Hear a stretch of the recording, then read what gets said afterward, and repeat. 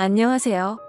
요즘 세상에는 옛날과 다르게 이혼녀 이혼남들이 많은 세상이라 아무런 흠이 안 될 수도 있다고 하지만 그걸 직접 겪어본 저로서는 생각이 조금은 달라졌습니다. 특히나 아이까지 낳은 경험이 있는 이혼녀는 절대로 만나지 않았으면 하네요. 제 기막힌 사연을 이야기해드리겠습니다. 저는 올해 30대 초반이 된 남자입니다. 제 아내는 직장 여자 동료의 소개를 통해 만나게 되었죠. 직장 동료는 자신이 주말마다 영어 스터디 모임을 나가는데 거기서 알게 된 친구인데 얼굴도 예쁘고 성격도 너무 착해서 저에게 소개팅을 시켜주고 싶다면서 말을 하더라고요. 소개를 해주는 직장 여동료도 성격이 착했고 저랑 친했던 사이여서 제 나름대로 평판이 좋았던 그런 동료였습니다. 게다가 그때 당시 저도 여자친구 없이 솔로로 지낸 지가 1년이나 넘어가던 시점이었고 마음이 허해서 누군가를 만나고 싶다는 생각이 있었기에 흔쾌히 소개팅을 수락하게 됐습니다. 그렇게 저는 소개팅이 있는 날 설레는 마음으로 한껏 꾸미고서 약속 장소로 나갔습니다. 약속 장소에 조금 일찍 도착한 저는 소개팅녀를 기다리고 있었고 문이 열리면서 정말 말도 안 되게 예쁜 여자가 들어오더군요. 저는 속으로 저 여자가 내 소개팅녀였으면 좋겠다 빌었는데 제 앞으로 와서 제 이름을 묻더라고요. 저는 그때 속으로 쾌재를 불렀습니다. 성격은 이미 상관도 없다 싶을 정도로 외모도 몸매도 흠잡을 곳이 하나도 없을 정도로 훌륭했었기 때문이죠. 그렇게 저는 아내를 처음 보는 날 첫눈에 반해버렸습니다. 그리고 상대방 입장에서도 저와 마찬가지였는지 소개팅 내내 웃음이 끊이질 않았고 해먹더라고요. 또 먼저 제게 술이나 한잔 하지 않겠냐면서 적극적으로 나왔고 저희는 그날 소개팅 첫 만남에 술을 진탕 마시게 되었고 술 기운에 만리장성까지 쌓았죠. 아무쪼록 그날 이후로 저희는 연애를 시작하게 되었습니다. 주선자의 말처럼 얼굴만 예쁜 게 아니라 마음씨도 정말 착했습니다.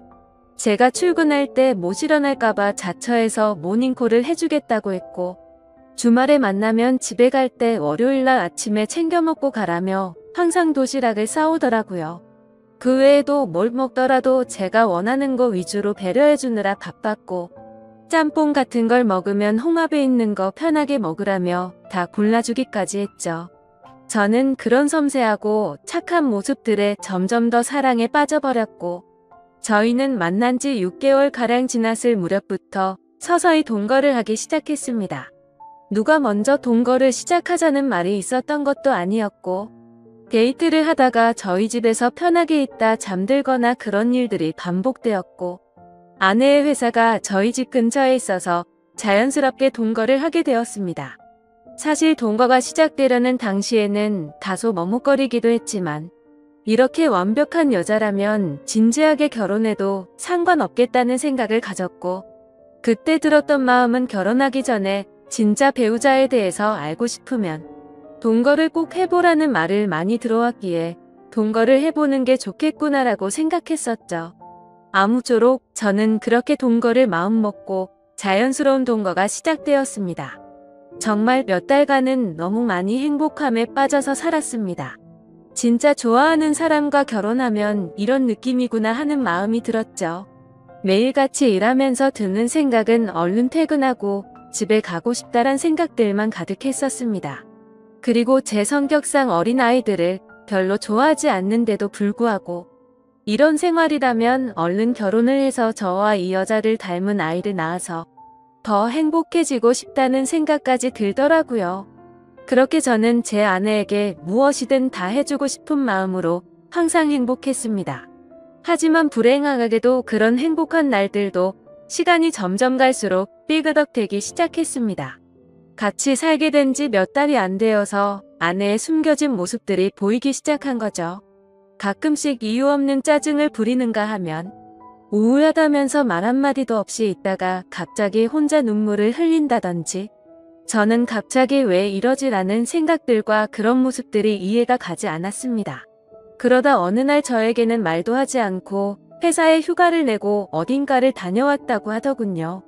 그래서 무슨 일이길래 말도 안 하고 다녀왔지란 생각과 갑자기 양심 고백하듯 이런 얘기를 하니까 뭔가 불안한 마음이 들었습니다. 저는 긴장되는 마음으로 조심스레 어디를 다녀왔냐고 물었죠. 아내의 입에서는 정말 생각하지도 못한 충격적인 얘기를 하더군요. 제 아내는 사실 어린이집을 다녀왔다고 했죠. 그리고 뒤이어 충격적인 사실을 밝히는데 자신은 사실 결혼을 한 유부녀라고 했고 슬아의 아이도 한 명 있다고 합니다. 그 말을 듣는 순간 저는 너무 충격을 먹어서 정지라도 된 것 마냥 가만히 있었고 아무 말도 하지 못하겠더라고요. 저는 정말 상상하지도 못한 날벼락 같은 이 여자의 말에 너무나도 당황을 했습니다.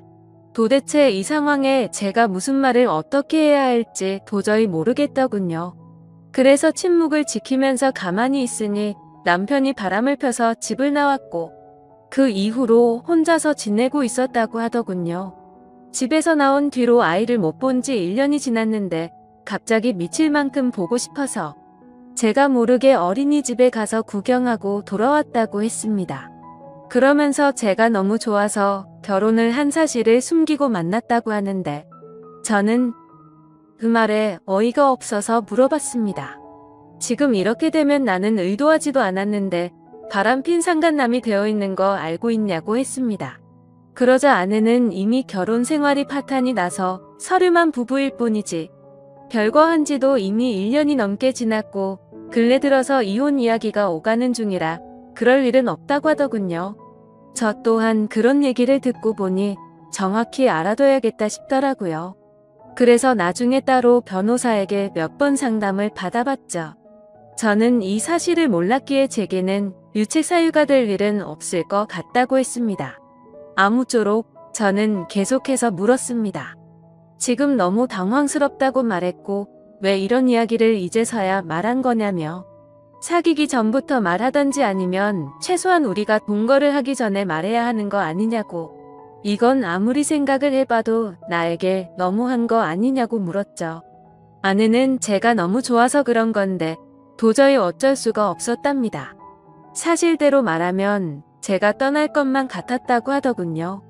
솔직히 말해서 사실대로 말했으면 당신이 계속해서 나를 만났을 거냐며 묻는데 자신있게 만났을 거라는 대답이 나오지가 않았습니다. 아무 대답도 없이 가만히 있으니 아내는 울면서 속이게 돼서 정말 미안하다고 사과를 하는데 그런 모습을 보고 있자니 저도 참 마음이 많이 착잡해졌습니다. 일단 조금만 더 생각을 해보자고 하니까 갑자기 아내는 무릎을 꿇고 빌기 시작했습니다. 저 없이는 도저히 못 살겠다고 제발 한 번만 용서해달라고 하더라고요. 애걸복걸하면서 비는데 마음이 울컥했습니다. 저도 아내를 정말 많이 사랑하고 있었기에 눈물이 덜컥 나더군요. 그래서 우선 알겠다고 진정시켰고 차근차근 얘기를 했습니다. 그럼 아직 이혼은 하지 않은 상태냐고 물었습니다. 서류상으로는 그런데 당장 얘기해서 서류에 도장 찍는다고 하더군요. 그리고 정말로 그 다음날 당장 전 남편을 찾아가서 서류에 도장을 받아왔더라고요. 그래서 저는 아내의 진심에 믿음이 갔고 거짓말을 했던 건 어느 정도 이해가 되었기에 용서를 했습니다. 그리고 웬만하면 그 남자 원하는 대로 합의 이혼을 하는 게 낫지 않냐고. 저는 권유를 했고 합의 이혼을 하는 조건으로 양육비로 매달 50만 원씩 받기로 했습니다. 그동안 아내가 힘들었던 이유들을 알고 나니 뭔가 마음도 짠했고 저를 믿고 곧장 이혼하는 모습을 보니 이제 평생 제가 책임을 져야겠구나 싶었습니다.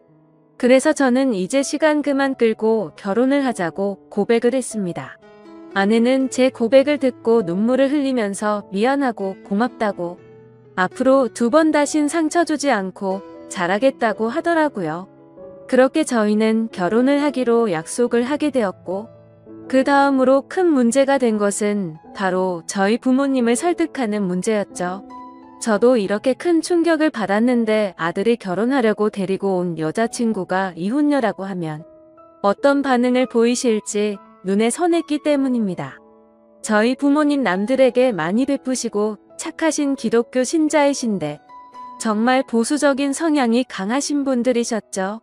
그래서 부모님은 제게 여자친구가 생긴 사실은 알고 계셨지만 같이 동거 중인 사실조차 말하지 못했습니다. 근데 그런 분들에게 대체 어떻게 이런 사실을 전해야 할지 감당이 되지 않더라고요.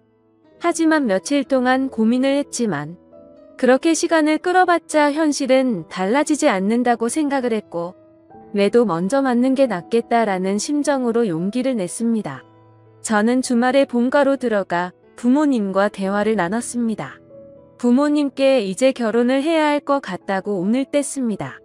그러자 아버지께서는 결혼할 나이도 되었고 너만 좋으면 그냥 결혼하라고 말씀하셨습니다.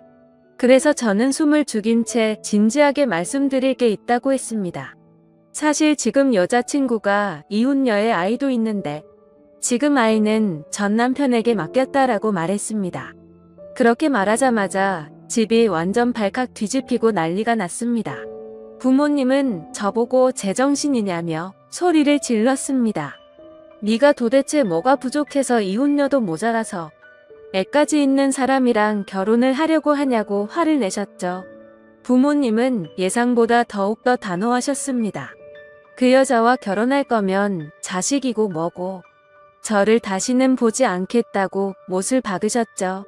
하지만 저는 제 아내에게 또다시 상처를 줄 수가 없었기에 부모님께 불효를 저지를 수밖에 없었습니다. 저는 부모님의 뜻을 거역하고 아내와 둘이서 혼인신고를 해버렸습니다. 그렇게 제 처음이자 마지막이 될 결혼식은 어쩔 수 없이 생략을 하게 됐고 저희는 부부 사이로 함께 살기 시작했습니다. 근데 아내는 결혼을 하자마자 제게 말하더라고요. 자신의 아이가 너무 보고 싶다며 한 달에 2번씩은 보러 가면 안 되겠냐고 했죠. 저는 이 정도는 충분히 각오를 했었기에 흔쾌히 그렇게 하라고 했습니다. 하지만 그렇게 이해를 해주면서도 한편으로는 아내가 아이 이야기를 할 때면 이게 기분이 참 뭐라 표현해야 할지 모르겠지만 기분이 좋지 않고 이상하더군요. 솔직히 제가 성인군자까지 될 수는 없지만 최대한 이해하고 배려해주려고 했습니다. 그런데 제 마음을 아는지 모르는지 아내는 제게 계속해서 실망감을 주더라고요. 아이 때문이라며 매번 전남편하고 통화를 하는 건 기본이었고 전남편 집까지 찾아가서 그곳에서 애랑 놀다가 오곤 하더라고요. 사실 그렇게까지 하는 건 최대한으로 배려를 해야겠다 생각하면서 이해하려고 노력했습니다. 근데 어느 날 놀이공원을 다녀왔다기에 사진을 보고 있는데 그 사진에는 전남편도 끼어서 셋이서 사진을 찍었더라고요. 그걸 보자마자 저는 눈이 돌아가더군요. 너무나도 불쾌했고 속에서 진짜 분노가 끓는다는 게 어떤 건지 느꼈습니다. 그래서 그 문제로 그날 아내와 저는 진짜 엄청나게 말다툼을 하게 됐습니다. 그리고 아내는 무조건 아이가 1순위였습니다. 저와 밖에서 외식을 하는데 아이에게서 전화가 오면 제가 혼자 밥을 먹든 말든 1시간씩 내팽겨치고 저와 여행을 가기로 해서 비행기며 숙박이며 다 예약을 해뒀는데 아이가 갑자기 보자고 한다고 취소를 하자고 하더군요. 평소 같으면 왜 화가 나겠습니까? 근데 미리 약속을 했는데 이러는 건 예의가 아니지 않나요? 이미 완납을 해뒀고 날짜도 코앞이라 환불도 거의 못 받는다고 해도 대화가 안 통하더군요. 그래서 그런 문제들로 저희는 종종 다투게 되었습니다. 하지만 싸워봤자 그때뿐입니다. 아내는 제 앞에서 미안하다고 말하지만 그 순간일 뿐 저는 항상 뒷전이었습니다. 저와의 약속은 무시하는 모습들이 점점 쌓이다 보니 저도 지쳐가게 되었죠. 그래서 도저히 해결이 되질 않는 문제로 계속해서 스트레스를 받기 싫었고 저도 그냥 그러려니 하는 마음으로 어느 정도 포기를 했고 그 이후부터는 태클도 걸지 않았습니다. 근데 그렇게 배려를 해줬더니 제 아내는 개념이 없는 건지 오히려 더 고삐가 풀린 것처럼 제 눈치를 아예 보지를 않더군요. 아이 핑계로 전남편 집에 들락거리는 건 아무것도 아닌 것처럼 하게 되었습니다. 그렇게 도가 지나친 짓을 하다 보니 저희 사이는 외주를 타듯 위태로운 나날을 보내고 있었습니다. 그러던 어느 날 주말 결국 사건이 터지게 되었습니다. 이번 주는 아이를 데리고 친정에 가서 부모님께 보여드리기로 했다더군요. 그래서 친정에서 하룻밤만 자고 들어온다고 해서 알겠다고 했습니다. 이때까지만 해도 저와 살기 위해 당장 이혼을 했던 아내였기에 어느 정도의 믿음이 있었죠. 하지만 그날 자정이 되어갈 무렵 아내에게서 문자가 왔습니다. 문자를 확인해보니 사진이 왔는데 제 아내가 어떤 남자의 팔을 베고 침대에 누워 잠들어 있는 모습이었고, 내용을 보니 전 남편이라고 밝히면서 남의 여자 건드리면 너도 이 꼴 나는 거다라고 와있더군요. 그래서 배신감에 꼭지가 돌아버렸고 그때부터 손발이 떨려와서 극한의 분노가 치밀어 올랐습니다. 그걸 확인하자마자 전화를 했는데 그 전 남편 놈이 번호를 차단해놨더군요. 그날 저는 너무 충격을 받아서 뜬 눈으로 밤을 지새웠고 다음날 아침 아내는 아무 일도 없다는 듯이 들어왔습니다. 아무래도 그 전 남편 놈이 어제 한 짓을 말을 안 했던 것 같았습니다. 저는 그 뻔뻔스러운 아내에게 어제 어디 갔냐고 물으니까 뻔뻔하고 당당하게 표정 하나 안 바뀌고 친정집에서 자고 왔지라며 거짓말을 하더군요. 그 말 듣는 순간 저는 아내에게 욕을 했습니다. 문자로 온 사진을 들이밀며 이게 니네 친정집이냐고 말하니 그때서야 엄청나게 당황을 하더군요. 솔직히 말하라고 하면서 언제부터 이런 더러운 관계를 가졌냐고 하니까 아내가 한참을 말없이 있더니 아이 때문에 만나다 보니 옛날 감정이 떠올라서 실수를 했다고 합니다. 전 남편이 아이 핑계로 자주 불러냈었고 술을 먹고서 자신도 모르게 실수를 해버렸다더군요. 그렇게 실수를 한 번 하게 되자 그때부터 몇 개월간 계속해서 몰래 만났었다고 하더군요. 그 말을 듣자마자 정말 피가 거꾸로 솟는 것 같았고 이 망할 모든 것이 다 제 업보 같았습니다. 저는 그냥 차분하게 생각을 했고 애초부터 이런 더러운 만남 진작 끝낼 거리란 생각이 들더군요. 그래서 그냥 차분히 이혼하자고 했습니다.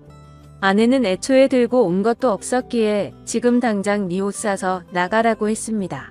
그러자 아내는 저에게 또 다시 무릎을 꿇고 여전히 자신이 사랑하는 건 저라고 하더군요. 그 남자랑은 한 번 실수였을 뿐이라고 헛소리를 하는데 정말 징그럽고 역겹기 그지없었습니다.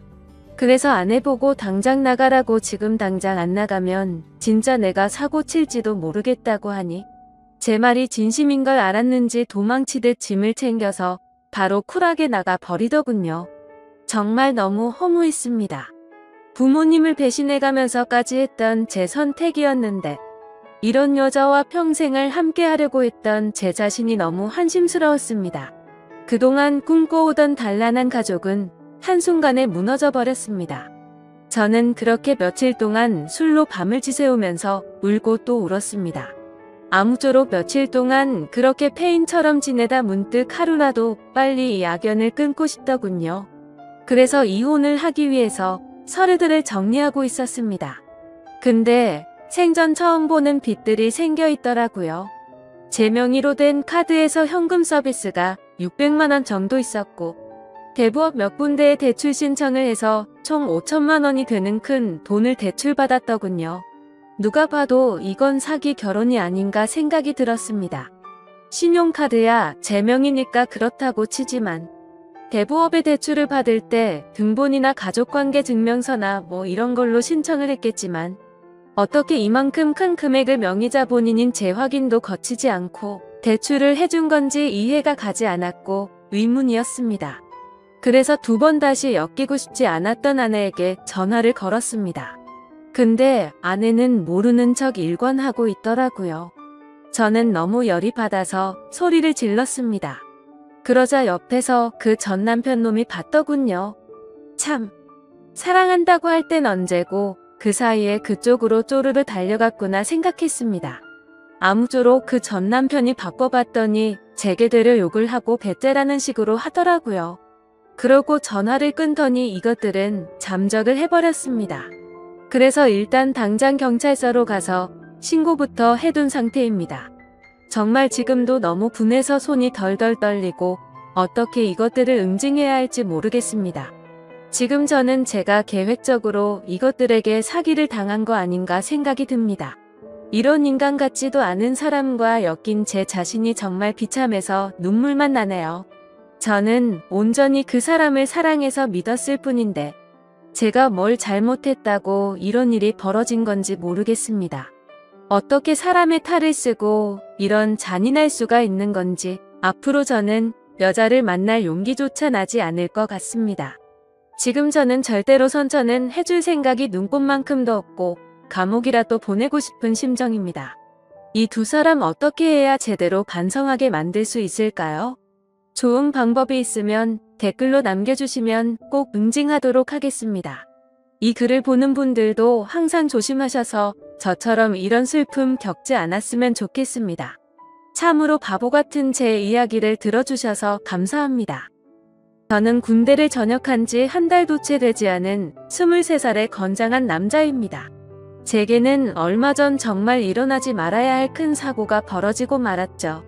모든 사람이 말도 안 된다고 생각하고 욕을 하시겠지만 이 모든 게 현실이라는 게 무척이나 힘이 듭니다. 저를 힘들게 하는 건 다름 아닌 외숙모와의 만남에서 비롯된 일이었고 평생 무덤까지 짊어지고 가야 할 그 비밀이 온 천하에 알려지게 생겼죠. 정말 재수가 없게도 하필 그 사고를 제 여자친구도 알게 되었기 때문에 그렇습니다.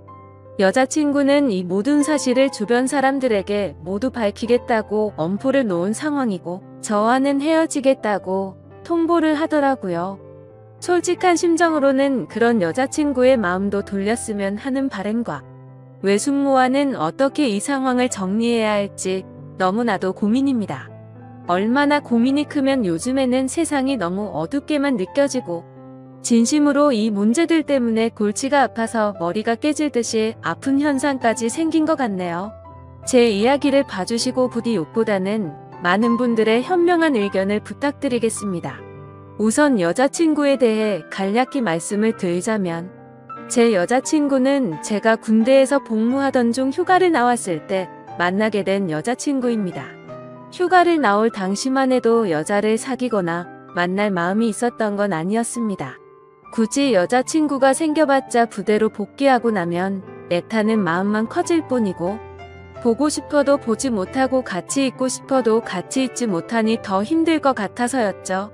심지어 주변의 선임이나 후임들을 보면 여자친구들 때문에 힘들어하는 모습들을 보니까 군대에 있을 때는 절대로 여자를 만나면 안 되겠다고 다짐을 하게 되더라고요.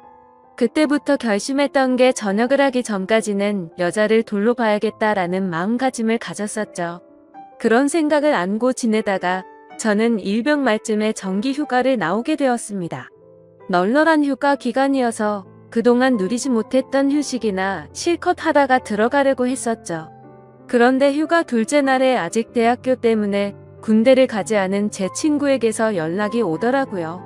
휴가 나왔으면서 연락도 안 한다고 핀잔을 주더니 친구는 저녁에 얼굴이나 보자고 했습니다. 조금 귀찮기는 했지만 막상 집에만 있으니 제 생각과 다르게 너무 심심하더라고요. 그래서 사람들 구경이나 해야겠다 생각하면서 약속을 잡았고 저는 홍대 입구에서 친구를 만나 술집으로 향했습니다. 그렇게 오랜만에 술을 마시면서 정신없이 이야기를 떠들다 보니 벌써 각자 한 병씩이나 마셨더라고요. 그러던 중 친구는 갑자기 알 수 없는 미소를 짓더니 군인이 불쌍해서 근처에 사는 예쁜 친구를 불렀다고 하더니 얼마 지나지 않아서 갑자기 예쁜 여자가 저희 테이블로 앉더라고요. 진짜 말 그대로 어안이 벙벙했습니다. 제 친구가 이런 예쁜 여자란 친구였다니 도저히 믿기지가 않았었죠. 아무튼 그녀의 등장으로 인해 순식간에 분위기는 급속도로 달라지게 되었습니다. 저는 원래 말수가 적은 편이고 내성적인 성격이어서 여자와의 대화를 잘 못하는 성격이었지만 그녀가 등장했을 당시에는 이미 술을 꽤나 마신 상태였기에 술의 힘을 빌려서 많은 대화를 나눴습니다. 그녀와는 처음부터 많은 공감대가 형성되면서 급속도로 호감이 생기더군요. 저는 대학교 전공이 미술 전공인데 알고 보니 그 여자도 미술을 전공한다고 하더라고요.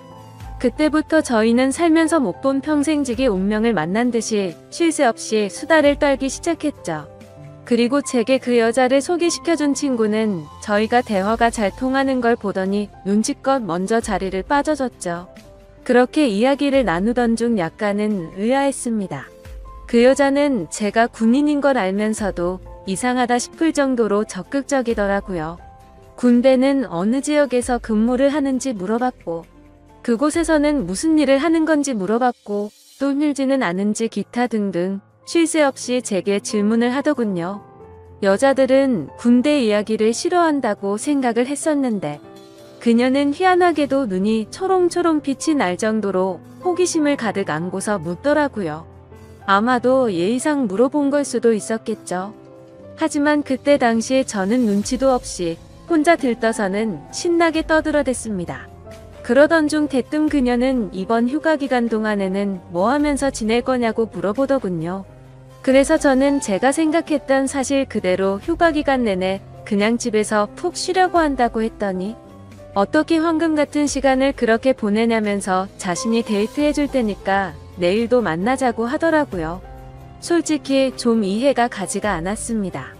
물론 그 정도로 제가 여자들에게 인기가 없었던 건 아니었지만 군인 신분인 저에게 이렇게 적극적으로 대해주니 기분이 묘하기도 하고 이상하더라고요.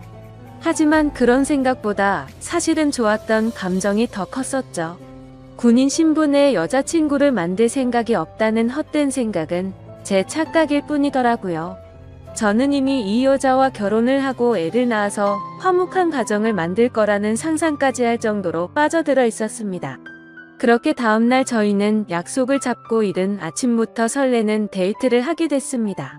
하루 종일 저희는 즐거운 시간을 보내게 되었고 결국 저의 고백에 그녀는 그러자고 수줍게 대답을 했고 저희는 교제를 시작하게 되었죠. 지금 돌이켜 생각해도 정말 달콤한 꿈 같은 휴가 기간이었습니다. 휴가 기간 내내 저희는 내일 세상이 멸망이라도 할 것처럼 매일같이 붙어 지내면서 귀한 시간을 보냈던 것 같네요.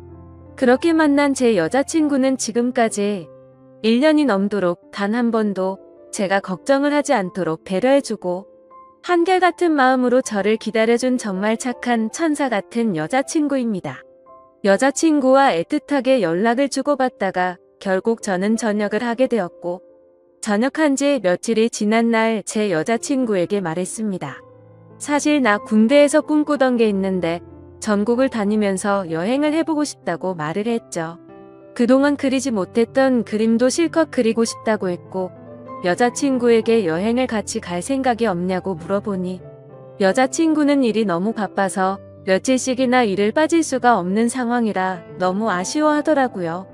아쉬움 가득한 얼굴을 하고서는 저 혼자 여행을 재밌게 다녀오라고 했죠.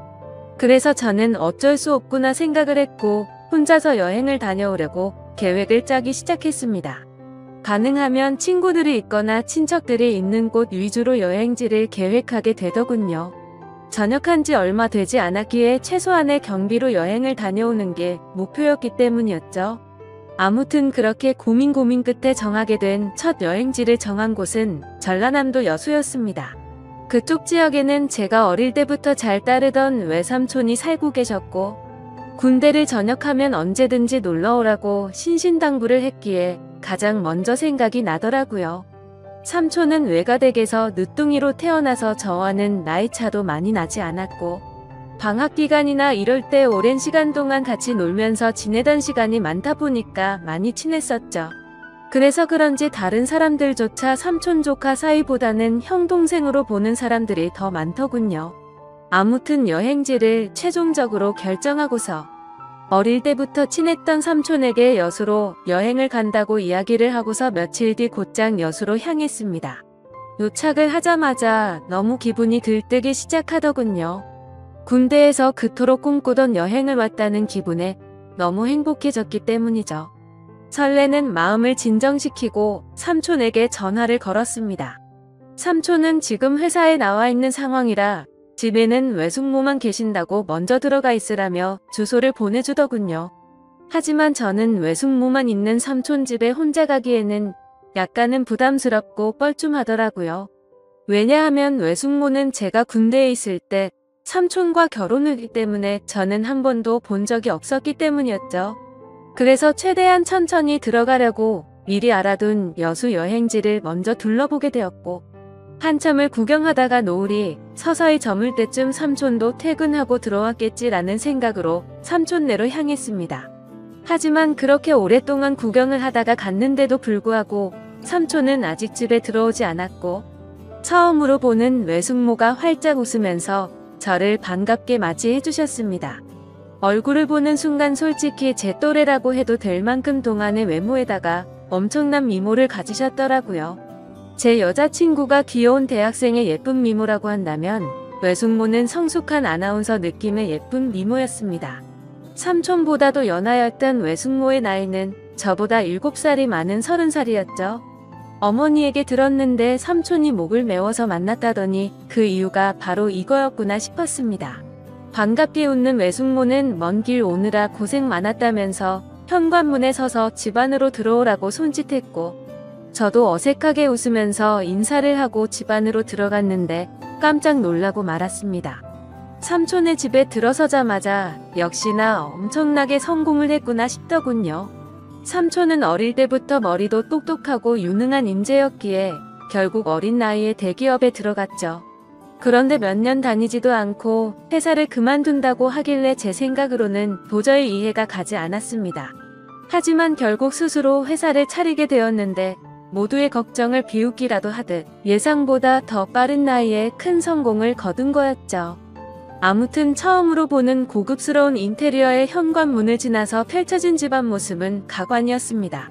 TV는 영화관을 방불케 하는 대형 화면에다가 바닥이며 벽이며 온통 대리석으로 되어 있어서 고급지다는 느낌이 물씬 풍기더군요. 속으로 감탄을 하면서 외숙모가 안내해 주시는 제가 사용할 방으로 가서 짐을 풀게 되었고, 정리가 거의 끝마쳐갈 쯤 현관 비밀번호 소리가 들리더니 삼촌도 집으로 들어오는 것 같았습니다. 반가운 마음에 얼른 현관으로 뛰쳐나가서 삼촌과의 반가운 인사를 나누었고, 삼촌과 숙모 그리고 저는 저녁을 함께 먹으면서 오랜간만에 회포를 풀기 위해서 술도 같이 마시게 되었죠. 가만히 쳐다보니 삼촌과 외숙모는 결혼한 지 1년이 다 되어가는데도 불구하고 풋풋한 연인처럼 깨가 쏟아지더라고요. 삼촌은 외숙모의 칭찬을 하느라 정신이 없어 보였고, 얘기하는 걸 들어보니 삼촌이 얼마나 숙모를 좋아하는지 알 수가 있었습니다. 삼촌과 숙모의 첫 만남은 회사 미팅이 있어서 클라이언트와 함께 술집으로 가게 된 날이었다고 하더군요. 숙모는 그곳에서 일을 하고 있는 알바생이었는데 삼촌은 숙모를 보자마자 첫눈에 반해버리고 말았답니다. 그래서 삼촌은 그날 고맙다면서 팁을 10만원이란 거금을 쓰면서 자신의 얼굴을 알렸고, 거의 하루가 멀다 하고 매일같이 그곳에 출근 도장을 찍으면서 조금씩 친해졌다고 하더라고요. 그렇게 끈질긴 구애 끝에 결국 두 사람은 연애를 하게 되었고 1년 전에 결혼까지 했다고 하더군요. 솔직히 저는 삼촌과 친한 사이가 맞기는 하지만 이 둘의 만남이 약간은 의아했었는데 그때부터는 이해는 갔습니다. 왜냐하면 삼촌은 똑똑하고 착한 사람인 건 맞지만 객관적으로 볼 때 겉으로 보면 남들보단 부족하긴 했었거든요. 그래서 겉으로 보면 누가 봐도 어울리지 않는 삼촌과 숙모였습니다. 한마디로 미녀와 야수 같은 느낌이랄까요? 그 생각이 들면서 역시나 남자는 돈이 많은 게 최고라고 하더니 그 말이 맞구나 싶었습니다. 그날 밤 저희 세 사람은 새벽이 넘어가는 늦은 시간까지 정신없이 술잔을 기울였죠. 그런데 저만의 착각이었던 건지 자꾸만 외숙모가 은근슬쩍 저를 바라본다는 느낌이 들더라고요. 얘기를 한참 하다가 숙모의 얼굴을 돌아보면 저를 보고 있다가 눈을 돌린다거나, 술이 부족해서 제가 가져올게요 하면 굳이 제 손을 잡으면서 제가 갈게요 라고 한다든지, 별거 아닌 말에도 웃으면서 제 팔을 잡는다든지 뭔가 기분이 묘해지더군요. 아무튼 저 혼자만의 생각으로는 숙모가 제게 오해를 할 만한 행동을 했다고 생각을 하기는 했지만, 군대에 다녀와서 내가 뭔가 단단히 착각을 하는 건가 싶었고, 술에 취해서 그랬나 보다 생각하고 결국 그날은 별로 대수롭지 않게 생각하고 넘어가게 되었죠. 그리고 그런 생각은 전혀 큰 문제도 아니었고 그저 단순히 그 자리가 즐겁고 재밌어서 앞으로 있을 일주일간의 여수 여행은 생각보다 지루하지 않겠다 싶어서 마냥 기분이 좋았던 것 같습니다. 다음날 늦잠을 자고 일어나 보니 삼촌은 일이 많아서 아침 일찍 출근을 한 상황이었고, 숙모는 제게 숙취 해소에 도움될까 해서 콩나물국을 준비했다면서 얼른 밥을 먹으라고 하더군요. 그래서 식탁에 앉아서 밥을 먹기 시작하는데 숙모는 대뜸 제 앞에 앉아서 밥을 먹는 걸 지켜보더라고요. 갑작스러운 숙모의 행동에 저는 순간적으로 밥이 도로 튀어나올 뻔했죠. 저는 숙모에게 숙모는 식사하셨냐고 물어보자 본인은 이미 아까 전에 먹었다면서 아무렇지 않다는 듯이 계속해서 저를 쳐다보고 있더라고요. 그 상황이 너무 당황스러웠고 밥이 코로 들어가는지 입으로 들어가는지 모르겠더군요. 그렇다고 숙모가 무한하게 밥 먹는데 쳐다보지 말라고 하기도 어려운 상황이었죠. 그저 삼촌과 같이 있을 때도 혼자 밥 먹게 하는 스타일은 아닌가 보다 하고 말았습니다. 그렇게 밥을 먹고 있는데 숙모는 제 여행 스케줄을 물어보더군요. 그래서 계획했던 대로 얘기를 해줬더니 너무 재밌을 것 같다고 하더니 본인이 자처해서 관광하는 걸 도와주시겠다고 하더라고요. 솔직히 어색해서 괜찮을까 생각을 하긴 했지만 그 제안이 그리 나쁘지는 않았습니다. 그림을 그리기 위해서 이것저것 들고 다니면서 대중교통을 이용하면 분명히 많이 불편했을 텐데 숙모가 운전을 해주신다고 하니 그 차를 이용해서 다니면 훨씬 편할 거라고 생각이 들더군요. 그리고 어찌되었건 숙모와는 앞으로는 친척 사이가 되었으니 친해지는 게 좋겠다고 생각이 들었죠. 그렇게 함께 시작한 여행은 생각보다 더 편하고 즐거웠습니다. 처음에는 많이 낯설기도 했지만 숙모의 성격이 사람을 편하게 해주는 성격이라 그런지 금세 마음이 편해지더군요. 그리고 매일같이 밥도 같이 먹고 드라이브도 하다 보니 생각보다 금방 친해지는 기분이 들었죠. 심지어 제 여행의 목적이기도 했던 그림을 정신을 놓고 한참 그리고 있으면 조용히 제 옆으로 다가와서는 너무 분위기가 있다면서 그림도 어떻게 이렇게 예쁘게 잘 그리냐며 입이 마르도록 칭찬을 해주더라고요. 예쁜 미소로 웃으면서 그런 말을 하니까 내심 기분도 좋았었고 예쁘고 젊은 숙모랑 둘이서 다니다 보니 마치 데이트를 하고 있다는 착각까지 들었죠. 아무튼 그렇게 즐겁고 재밌는 하루하루를 보내다 보니 일주일 여행 기간 중에 순식간에 4일이라는 시간이 지나갔습니다. 그런데 그날 밤 삼촌은 해외 쪽에서 큰 문제가 생겨서 직접 급히 해외로 출장을 가셔야 한다고 했습니다. 그래서 저도 숙모와 둘이서 있기에는 좀 그러니까 마침 저도 친구들이 연락 와서 조금 급하게 올라가야 한다고 말을 했죠. 그런데 그 말을 하자마자 제가 제정신이 아니었던 건지 속으로는 왠지 모르게 아쉽다는 생각이 많이 들었고 괜히 급하게 올라간다고 했다는 생각에 후회스러운 마음도 조금은 들더라고요. 도대체 무슨 생각인 건지 그런 생각을 했던 제 스스로도 이해가 안 되었죠. 많이 가까워지고 친해져 버린 숙모와 이별을 한다고 생각해서 그랬던 건지 왠지 모를 마음이 들었습니다. 하지만 아무리 그래도 이런 생각을 했다는 그 자체만으로도 저를 스스로 욕을 해버리고 말았네요. 다음날 아침 삼촌은 예정대로 새벽부터 급히 해외로 출장을 떠나게 되었고 저는 여행의 마지막 술자리로 어제 마신 술 때문에 피곤해서 잠을 더 자고 있었습니다. 그런데 술에 취해서 정신없이 방에 들어와서 자느라 방문이 열려있는 것도 모른 채 자고 있었던 거죠. 정신이 없던 저는 평소 습관처럼 민소매에 반바지를 입고서 자고 있었습니다. 근데 잠결에 잘못 본 건지 외숙모가 제 방 앞에서 알짱거리는 듯한 뭔가 인기척이 느껴지더라고요. 뭔가 쳐다보고 있는 게 느껴지는데 갑자기 잠에서 깨기에는 조금 창피해서 눈을 감고 가만히 있었습니다. 근데 기분이 참 묘하더군요. 숙모라는 사람이 저를 몰래 쳐다보고 있는 느낌이라는 게 말이죠. 그래서 조금은 잠에서 깨어서 살짝 실눈을 떠서 봤는데 숙모의 그 눈빛을 잊을 수가 없었습니다. 한참을 몰래 보더니 자리를 비우게 됐고 저도 어느 정도 시간이 지난 뒤 늦은 점심시간쯤 일어났죠.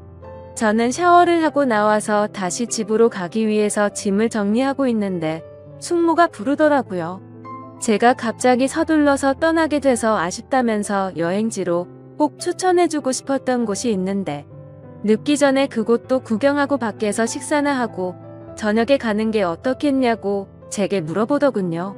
저야 뭐 사실 삼촌의 부재로 인해 급하게 올라가려고 했던 상황이었기에 굳이 급하게 갈 이유는 없어서 숙모의 제안에 그렇게 하겠다고 대답을 했습니다. 그래서 간단히 식사를 마치고 나서 제 모든 짐을 숙모의 차에 싣고서 숙모가 추천하는 곳을 함께 가게 되었고 여수에서의 아쉬운 마지막을 만끽하고 있었죠. 그러자 숙모는 제게 가까이 다가오더니 제 옆에 앉아서 말을 꺼내더군요.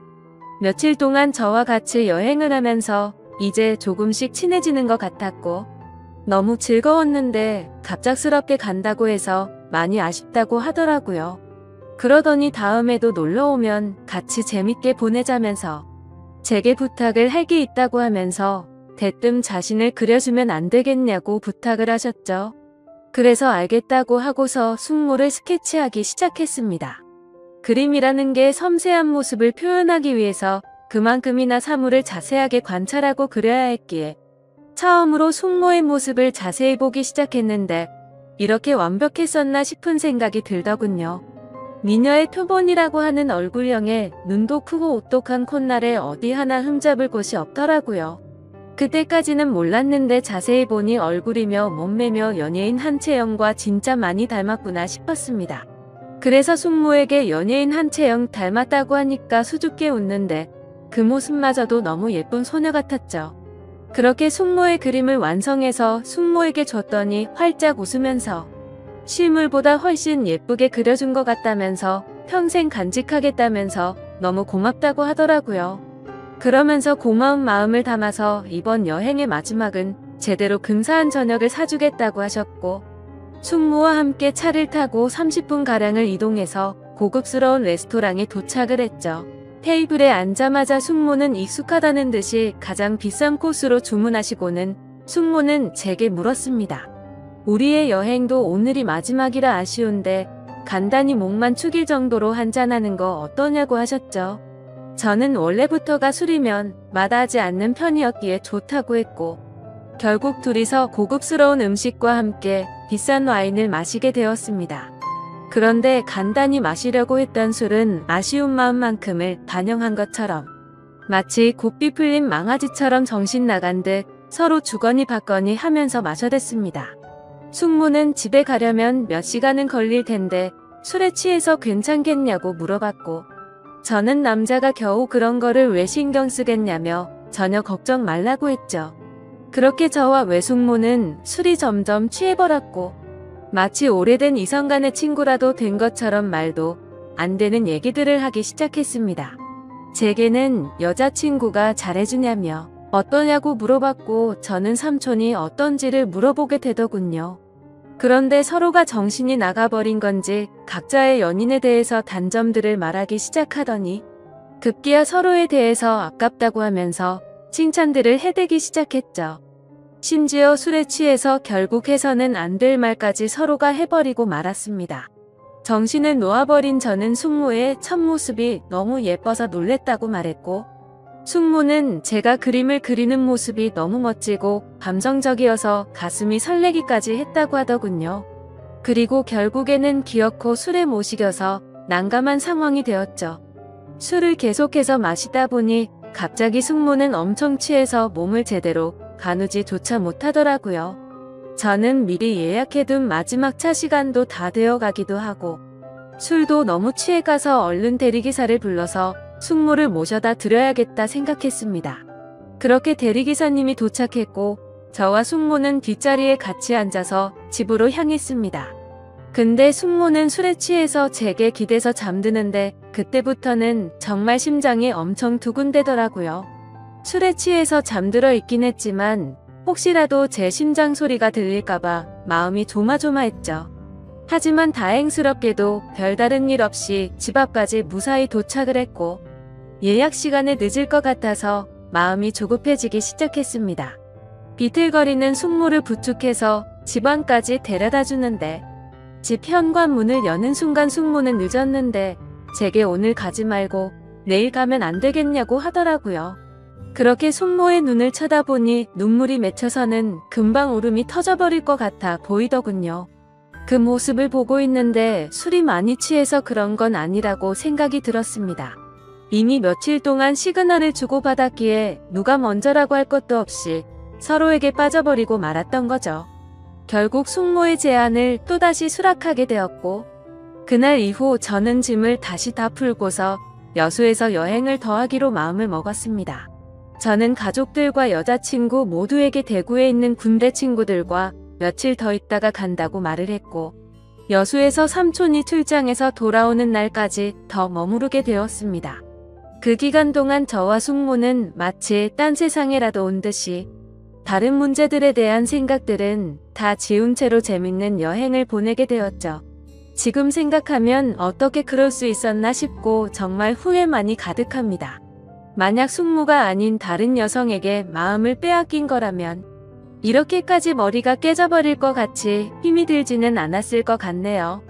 그런데 지금에서야 그 일들이 얼마나 정신 나간 감정들이었는지 제정신이 돌아왔습니다.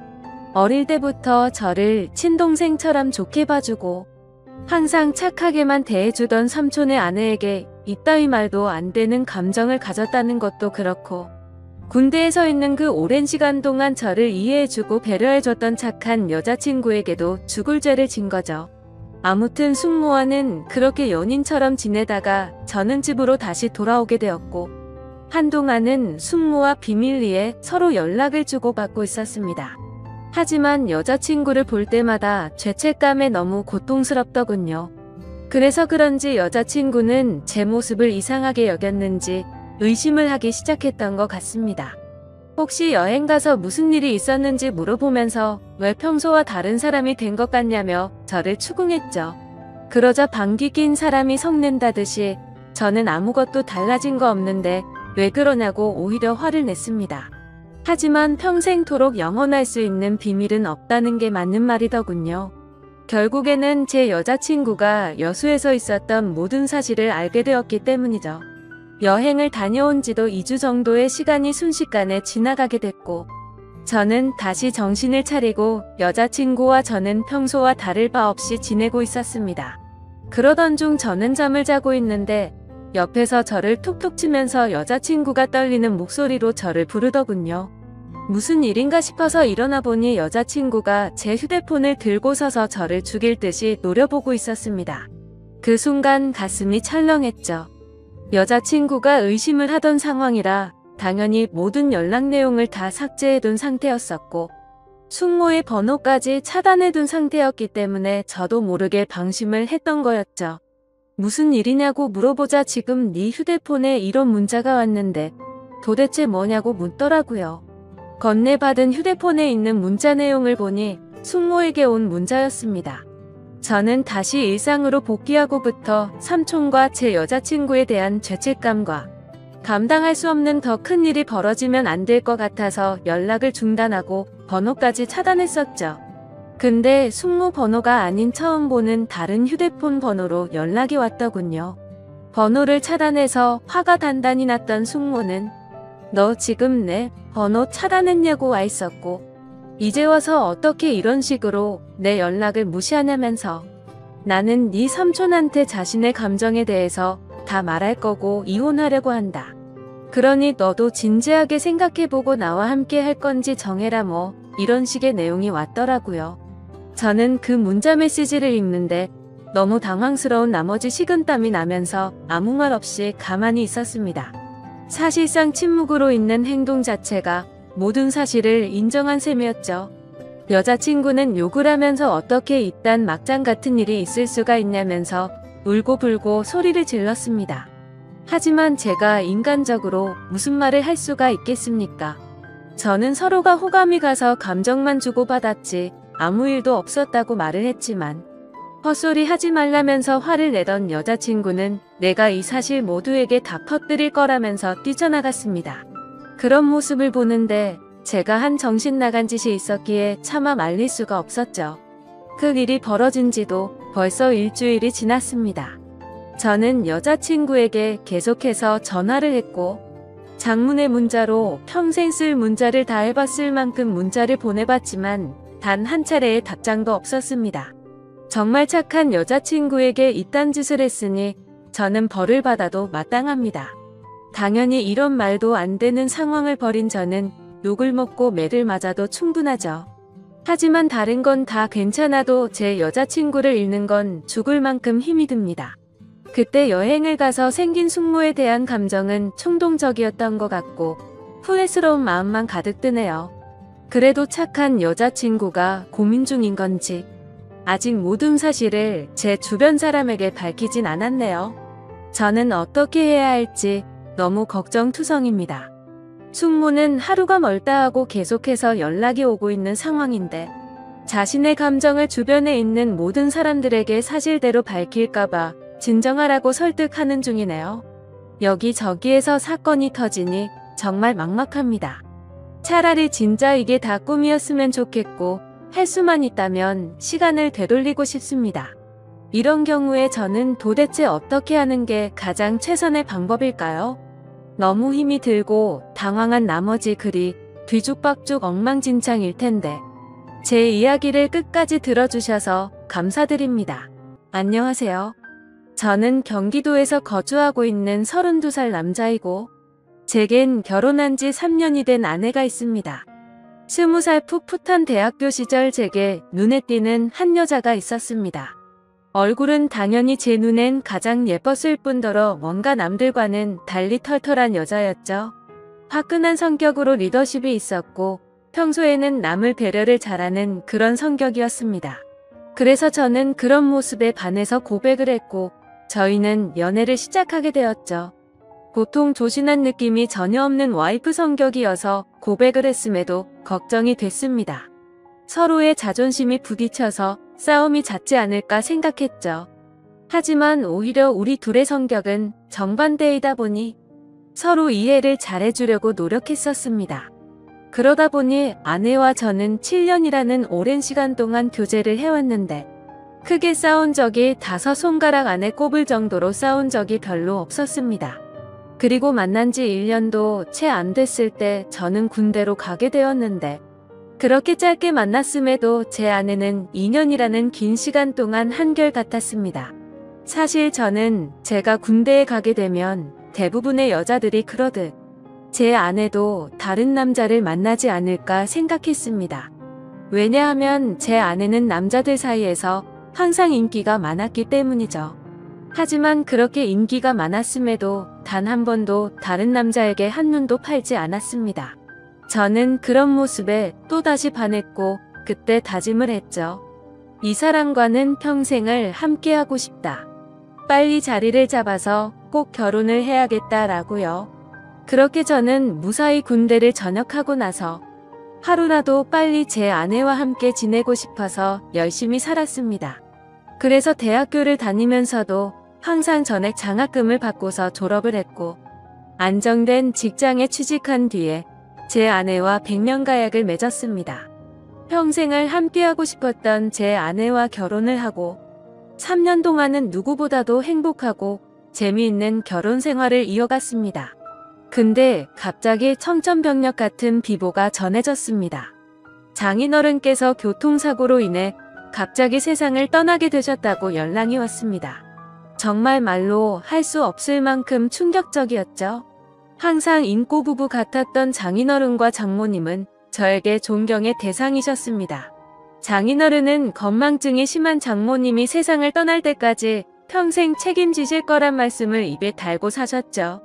건강하게 살아야 한다며 등산도 꾸준히 하시고 식단 관리까지 할 정도로 자기 관리가 철저하셨습니다. 그리고 장인어른은 제게도 아들처럼 대해주셨어요. 삶에 대한 얘기도 해주시고 부부간의 생활을 어떻게 해야 하는지 많은 조언을 해주셨죠. 그런데 그런 훌륭하신 분이 뺑소니를 당해서 세상을 떠나다니 정말 너무 많이 슬펐습니다. 그렇게 장인어른을 떠나보낸 저희 부부는 얘기를 나누었습니다. 외동딸인 제 아내는 장모님께서 혼자 계시는 게 걱정된다고 하였고 마음이 추스러질 때까지 저희와 같이 지내는 게 어떻겠냐고 물어봤습니다. 저는 평상시에 저를 아들처럼 잘 챙겨주신 장모님이셨기에 흔쾌히 그러자고 했습니다. 그렇게 장모님과 저희는 함께 지내게 되었습니다. 장모님은 제게 항상 고맙다며 맛있는 음식들을 만들어 주셨습니다. 평소 잠이 많은 아내 때문에 아침을 못 먹고 출근을 했었지만 장모님 덕분에 아침을 거르는 일이 없어지게 되었죠. 장모님은 하루 종일 일을 하려면 아침밥이 가장 중요하다고 강조하셨습니다. 그렇게 현명하시고 사위를 아들처럼 잘 대해주시던 장모님이셨는데 또다시 저희 부부에게는 참담한 일이 생겼습니다. 평온하게 잘 지내고 있던 저희에게 들려온 충격적인 소식은 장모님의 건망증이 점점 심해지면서부터입니다. 어느 날 제게 파출소에서 연락이 왔습니다. 그때게 장모님께서 지금 길을 잃어버리셔서 파출소에 와 계시다고요. 아내에게 전화했는데 받지 않아서 제게 전화를 걸었다고 하더라고요. 저는 깜짝 놀래서 그 길로 회사에서 조퇴를 하고 파출소로 달려갔죠. 자초지종을 들어보니 장모님은 마트에 장을 보러 가셨고 집으로 돌아오려고 하는데 갑자기 길이 생각이 나지 않았다고 하셨습니다. 저는 바로 병원으로 장모님을 모셨고 아내에게 연락해서 병원으로 오라고 했습니다. 병원에 도착한 아내와 저는 검사 결과를 듣게 되었습니다. 의사 선생님은 장모님께서 치매가 발병하셨다고 했고 저희는 정말 또다시 큰 충격을 받게 되었습니다. 그날 이후로 장모님의 병세는 급속도로 악화가 되더라고요. 평소처럼 거실에 TV를 보고 있는데 장모님께서 저를 사위라고 부르는 게 아니라 대뜸 남편이라고 부르더라고요. 처음에는 치매 증상이 오래 지속된 게 아니셔서 장모님은 말실수를 했다면서 제게 미안하다고 몇 번을 사과했지만 저는 오히려 그런 장모님의 모습이 슬프고 안쓰럽더라고요. 그래서 저는 장모님께 괜찮다고 걱정하지 말라고 말씀드렸고 앞으로 치매 증상이 더 심해지면 어떠면 좋을지 아내와 상의를 하곤 했습니다. 그러다 어느 날 아내는 동창회 모임을 가게 되어서 저녁에 장모님과 제가 단둘이 있어야 할 때가 있었습니다. 그렇게 장모님과 사이좋게 소파에 앉아서 TV를 보고 있는데 갑자기 치매 증상이 찾아왔던 장모님은 저에게 또다시 여보라고 부르더라고요. 그러더니 갑자기 제게 뽀뽀를 하려고 하더라고요. 예전에는 치매 증상이 와서 저한테 여보라고 부르면 제가 돌아가신 장인어른인 척하면서 맞춰드리기는 했지만 장모님이 저한테 뽀뽀까지 하려고 하니까 도저히 어찌할 바를 모르겠더라고요. 그래서 저는 그런 장모님에게 아무렇지 않은 척하면서 뽀뽀하는 장모님을 막으려고 최대한 애를 썼지만 힘이 워낙 좋으셔서 피하기가 참 힘들더라고요. 평상시에 아무리 아름다운 외모를 가진 장모님이었다고 해도 존경하는 장모님이고 제 아내의 어머니인데 그런 분이 저보고 여보라고 부르면서 뽀뽀를 하려고 하니 정말 부담스럽고 너무 당황스러웠습니다. 다행히 그때 때마침 제 아내가 집으로 돌아왔고 당황해하고 있는 저를 보면서 뛰어들어오더라고요. 아내도 너무 놀랐는지 장모님을 떼어내며 엄마 정신 차려 징그럽게 무슨 짓이야 라고 말하는데 내심 치매로 힘들어하시는 장모님을 보고 있으니 마음이 아팠고 속상하더라고요. 평소 저를 아들처럼 생각해 주신 분인데 이제 저를 못 알아보시고 장인어른으로 착각하고 계시니 장인어른이 돌아가시고 얼마나 힘드셨으면 저렇게 하실까 생각하니 너무 마음이 아팠어요. 그 후로 한동안 치매 증상이 나타나지 않다가 아침에 일어났더니 장모님은 이제 원래의 모습이 사라지셨습니다. 정상적인 사고방식은 볼 수가 없었고 치매 증상이 계속 이어졌습니다. 이제는 저에게 우리 사위라고 말하지 않고 항상 우리 서방, 우리 여보라고 말씀하십니다. 저는 장모님께서 저를 보고 남편이라고 생각해도 아무렇지 않게 받아들이고 있지만 그런 장모님을 보면서 제 아내는 매일 밤마다 혼자 숨어서 울기만 하네요. 저도 이렇게 마음이 아프고 슬픈데 제 아내는 오죽할까요? 갑자기 건강하시던 아버지가 곁을 떠나가고 의지하던 어머니는 갑자기 치매 증세가 발병하셨으니요.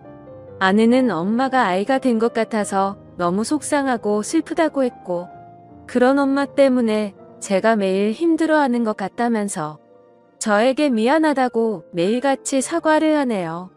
저는 진심으로 괜찮다고 생각해서 아내에게 괜찮다고 말하지만 아내는 장모님을 요양원으로 보내서 모시는 게 어떻겠냐고 하는데 저는 솔직히 요양원으로 보내고 싶지는 않더라고요. 제게는 너무나도 완벽하고 예쁜 아내를 힘들게 키워주신 훌륭한 분인데 고작 치매라는 병 하나가 걸렸다고 해서 쓸쓸하게 요양원에서 지내게 할 수는 없겠더라고요. 그렇게 저는 단호하게 아내의 제안을 거절했고 제 고집으로 인해 장모님과 함께 살고 있었습니다.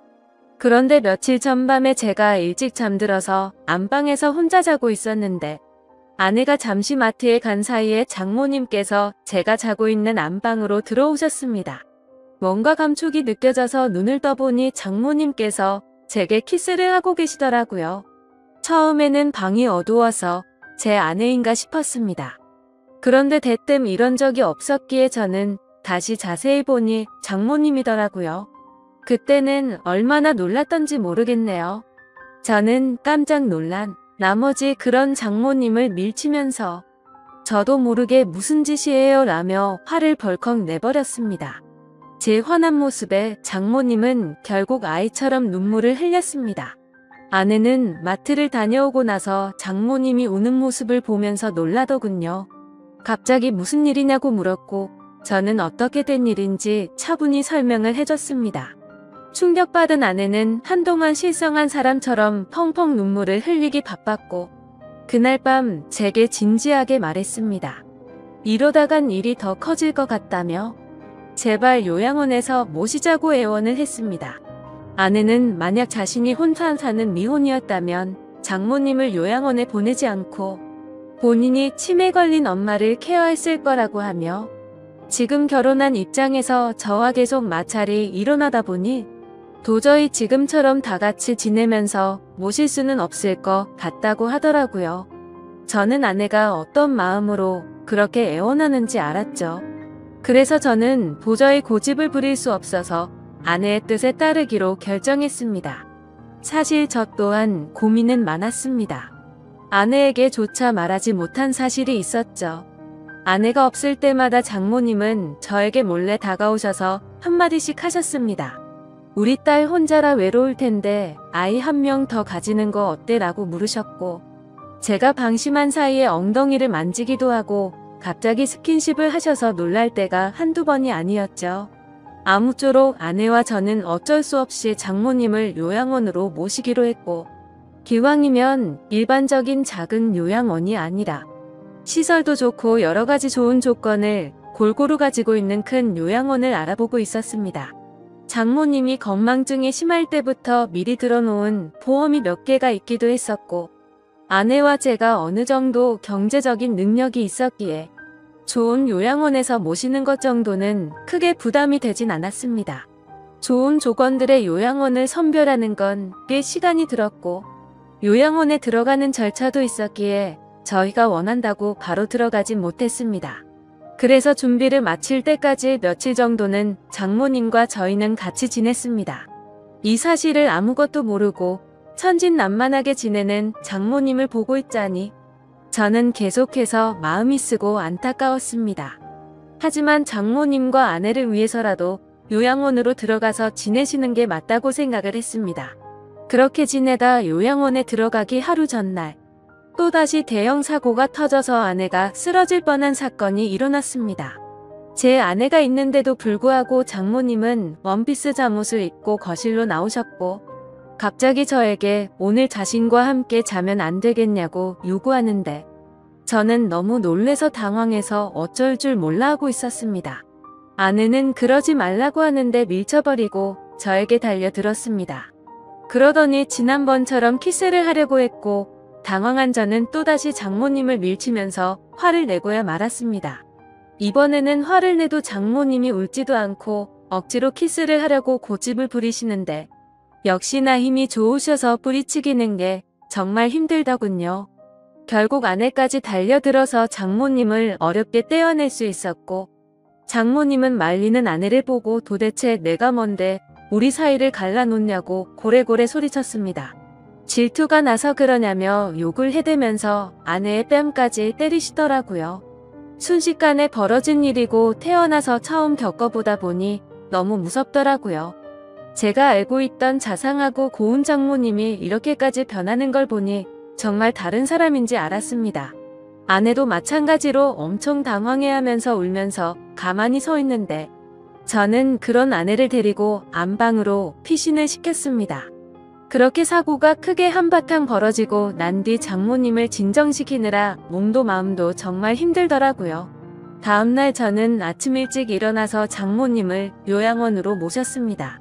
그런데 장모님은 눈치를 채셨는지 갑자기 우시면서 자신을 두고 가지 말라고 하는데, 그런 모습을 보고 돌아서는데 정말 마음이 찢어지듯이 아팠습니다.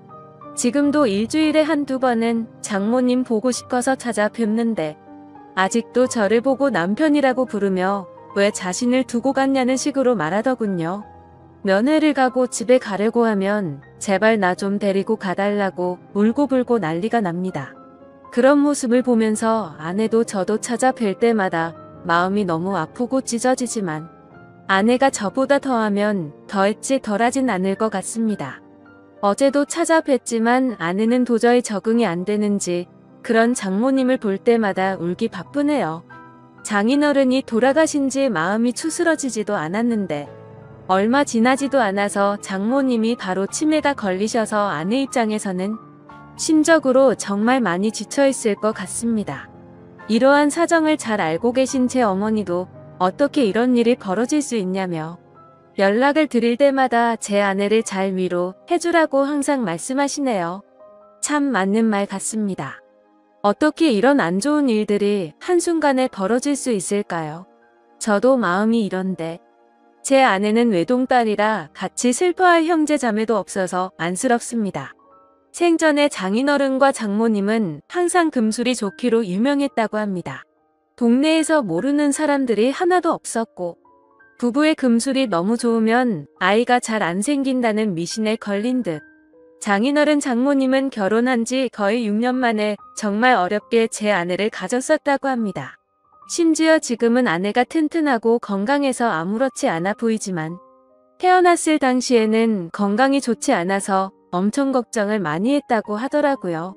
그렇게 어렵게 건강을 회복시키느라 고생을 하셨고 애지중지 키운 소중한 딸이었기에 평소에 제 아내와 장모님은 너무나도 사이가 각별했습니다. 그렇게 인생에서 가장 소중한 어머니가 치매에 걸리게 되니 딸의 입장인 아내는 당연히 힘들 수밖에 없다고 생각이 듭니다. 제게 직접적으로 말로 표현하진 않지만 옆에서 지켜보고 있으면 웃음도 사라졌고 넋이 나간 사람처럼 멍하니 있을 때가 많아졌습니다. 저는 사위일 뿐인데도 이 글을 적으면서 장인어른 생각과 장모님의 생각에 눈물이 나네요. 정말 누구보다 정정하셨었고 항상 웃음 넘치고 화목하기만 했던 부부셨는데 이런 현실이 일어났다는 게 믿어지지가 않습니다. 아무쪼록 장모님께서 아무리 난감하고 감당하기 힘든 일로 저를 당황스럽게 하셨지만 저를 아들로 생각해 주시고 잘해주신 모습들이 제 어머니 같았습니다. 그래서 앞으로도 자주 장모님을 찾아 뵐 생각이고 제 친어머니를 모시듯 잘 보살펴 드리려고 합니다. 그리고 제 아내를 예쁘고 멋진 사람으로 키워주신 은혜에도 정말 감사드리고 있고요. 왜 착하고 고우셨던 우리 장모님에게 이런 일이 찾아오는지 가끔은 가슴이 미어 터지네요. 치매는 유전도 심하고 어린 나이에도 올 수 있다고 하니 제 아내에게는 결코 그런 일이 없도록 옆에서 든든히 지켜주려고 합니다. 두뇌 회전에 좋은 일들도 계속해서 많이 할 거고 앞으로 건강한 삶을 살기 위해 노력하려고요. 그리고 제게 좋은 말씀을 많이 남겨주신 장인어른의 마음도 본받아서 제 아내와 장모님을 지켜줄 겁니다. 살면서 많은 사람들에게 벌어지지 않는 일이겠지만 이번 일을 겪으면서 치매 증세로 인해 곁에서 고생 중인 가족분들의 노고를 잘 알게 되었습니다. 세상 모든 사람들이 치매로 인해 이런 아픔을 겪지 않았으면 좋겠네요. 감사합니다.